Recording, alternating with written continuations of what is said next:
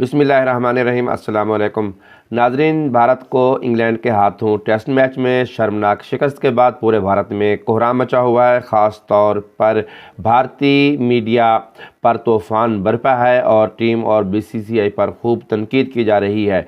आइए देखते हैं इस वीडियो में भारतीय मीडिया का क्या रद्द-ए-अमल है। मगर दोस्तों, वीडियो में आगे बढ़ने से पहले आपसे गुजारिश है कि वीडियो को लाइक और शेयर कर दें, चैनल को सब्सक्राइब लाजमी कर दें, साथ दिए गए घंटी के बटन को भी दबा दें ताकि आपको हर आने वाली वीडियो बर वक्त मिल सके। पहले 2 दिन की फिल्म कुछ और थी और तीसरे चौथे दिन की फिल्म इस तरह बदल गई कि भारत इस टेस्ट मैच में हार गया। अब ये गलती आंकलन में शायद हम सबसे हुई, इंक्लूडिंग द टीम मैनेजमेंट। हमें लगा कि इंग्लैंड इन कंडीशंस में क्या बेसबॉल खेलेगा, उनके पास स्पिनर्स भी नहीं और वाकई में थे भी नहीं। इनफैक्ट अगर आप पहली इनिंग देखें, उनकी बैटिंग और हमारी बैटिंग जमीन आसमान का फर्क था। लेकिन शायद भारत मैच हारा तीसरे दिन पहले सेशन में, जहां भारत तकरीबन 12-13 ओवर खेला और तकरीबन 15 रन बनाए। उस वक्त जब आपके पास लीड इतनी ज्यादा हो चुकी थी, भारत ने डोमिनेट नहीं किया। उसके बाद एक और चीज जो देखने में आई वो ये कि जहां पर विकेट गड्ढा नहीं था, मतलब ये विकेट एक टिपिकल इंडियन पिच थी जहां पर आपको स्पिनर को मदद मिल रही थी, लेकिन स्लो टर्न था, गेंद नीचे नीचे तो जा रही थी।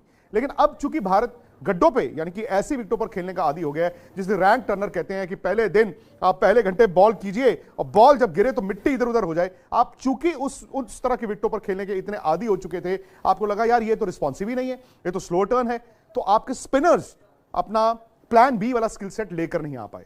आपने 102 ओवरों में 420 रन खाए इंग्लैंड से। एक तरफ हम ये कहेंगे इंडिया मैच हारा, यह भी हकीकत है जो बेन स्टोक्स ने कहा, इंग्लैंड की एक ग्रेटेस्ट विक्ट्री भी हो सकती है हालिया सालों में। उन्होंने कहा कि मेरी कप्तानी में ये सबसे बड़ी जीत है, यानी कि इंग्लैंड भी मैच जीता। भाई जब हम 2001 कोलकाता की बात करते हैं, लक्ष्मण द्रविड़ और हरभजन की बात करते हैं, तो हम तो कहते हैं कि हमने मैच जीता, हम ये कभी नहीं कहते कि ऑस्ट्रेलिया हारा। तो फिर ये भी कहना चाहिए कि इंग्लैंड इस मैच को जीता, हम ये ना कहें ना कि इंडिया हारा। तो हमें इस तरह से भी देखना होगा। लेकिन एक सवाल जो खड़ा होता जा रहा है वो ये है कि क्या इंडिया अपनी होम कंडीशंस में अब वाकई में उतना इनविंसिबल नहीं रहा, क्योंकि हम हमेशा घर में शेर थे। अब तो भारत विदेश में जाकर भी जीता है और इंग्लैंड ही वो टीम थी जो आखिरी बार भारत को 2012-13 में हरा कर गई थी। 11 साल, इन 11 सालों में उस सीरीज हार के बाद भारत कुल मिलाकर अपने घर पर सिर्फ 4 टेस्ट मैच हारा है। ये चौथा टेस्ट मैच है। लेकिन ये आंकड़े आपको ये भी बताते हैं कि पुणे जब ऑस्ट्रेलिया ने भारत को हराया था 2017 था, 21 में इंग्लैंड ने चेन्नई का टेस्ट मैच जीता था, वो भी सीरीज का पहला टेस्ट था, फिर वो सारे टेस्ट मैच हार गए, सीरीज भी हार गए। हो सकता है ये सीरीज भी ऐसी हो। लेकिन ये थोड़ा सा ना चौंकाने वाला है, तीसरा और चौथा, ये ऑस्ट्रेलिया के अगेंस्ट इंदौर टेस्ट मैच और ये इंग्लैंड के खिलाफ हैदराबाद टेस्ट मैच। दरअसल ये जो 2 हार आई हैं, भारत अपने घर पर पिछले 3 मैच में से 2 हार गया है। क्योंकि इंदौर का मैच जब भारत हारा था पिछले साल, उसके बाद अहमदाबाद भारत ने हाईवे बना दिया, रन ही रन, और हमने कहा series draw, test match draw, series जीत जाए, बहुत बड़ी बात है। उसके बाद ये मैच है भारत का घर पे। तो आप देखिए 3 में से 2 टेस्ट मैच घर पे लास्ट इंडिया हारा है। अब दिक्कत भारत के सामने यह है कि आप अगर गड्ढा बना देते हैं, जो कि बड़ा आसान है, विशाखापट्टनम में आप देखेंगे इंडिया के स्पिनर्स, इंडिया की मैनेजमेंट ये चाहेगी ही चाहेगी कि आप टर्निंग ट्रैक बना दो, विकेट ड्राइव छोड़ दो, लाल मट्टी होगी, बॉल ऊपर नीचे रहने दीजिए, कोई बात नहीं, मैच 2.5 दिन में खत्म होना चाहिए। लेकिन अब सवाल और उसके साथ जो जुड़ा है, चूंकि विराट कोहली भी इस टीम में नहीं है, भाई गड्ढा अगर बन भी गया, अगर फिर से आपकी चौथी बैटिंग आ गई टॉस पर, तो आपका कोई हक है नहीं कि आप टॉस जीतेंगे। अगर वहां पर भी आपकी चौथी बैटिंग आ गई, आज हार्टली ऐसे स्पिनर ने भी 7 विकेट ली हैं, तो क्या आप उस दबाव को हैंडल कर पाएंगे? क्या भारत के इस बैटिंग ऑर्डर में स्पिन के खिलाफ वो स्किल सेट है? अब ये भारत के लिए ना चक्रव्यूह बन गया है।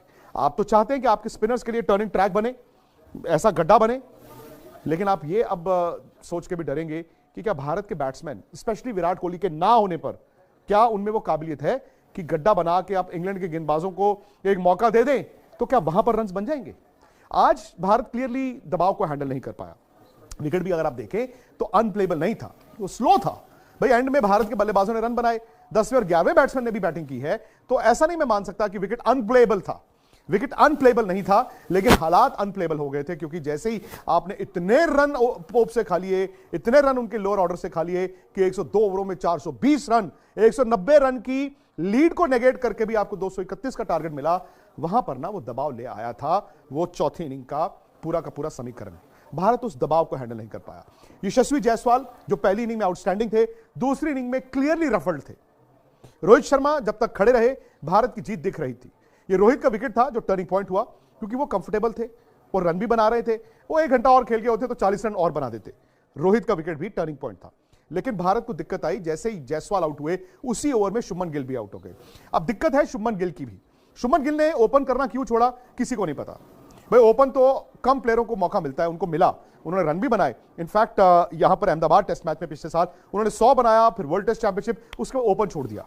जायसवाल मिले, लेकिन शुभमन गिल ने 3 नंबर से जब से बैटिंग करनी शुरू की है, रन भी नहीं है और अब वो कॉन्फिडेंस भी नहीं दिख रहा। इंग्लिश टीम ने भारतीय गुरूर और तकब्बुर खाक में मिला दिया है। वो भारतीय टीम जो ख़ास तौर पर अपने मुल्क में सीरीज़ मुनक़िद करवाकर और अपनी मर्ज़ी की विकेट तैयार करवाकर जीत जाती थी। इस दफ़ा भी भारत ने इंग्लैंड के ख़िलाफ़ सीरीज़ में अपनी मर्ज़ी की स्पिन विकेट तैयार करवाकर इंग्लैंड को शिकस्त देने की भरपूर तैयारी कर रखी थी, मगर शायद कुदरत ने उनका ये घनौना चेहरा, ये ड्रामा दुनिया के सामने लाना था, उनका तकब्बुर तोड़ना था और इंडिया दूसरों के लिए खोदे हुए गड्ढे में खुद जा गिरा और शिकस्त से दो चार हुआ। भारतीय मशहूर मुबस्सिर और क्रिकेट पर गहरी नज़र रखने वाले विक्रांत गुप्ता ने भी अपनी टीम को खूब बुरा भला कहा है और ख़ुद इस चीज़ का एतराफ़ किया है कि जब तक हम इस तरह की विकेटें तैयार करते रहेंगे, इस तरह की विकेटें बनाते रहेंगे, तो शिकस्त का सामना करते रहेंगे।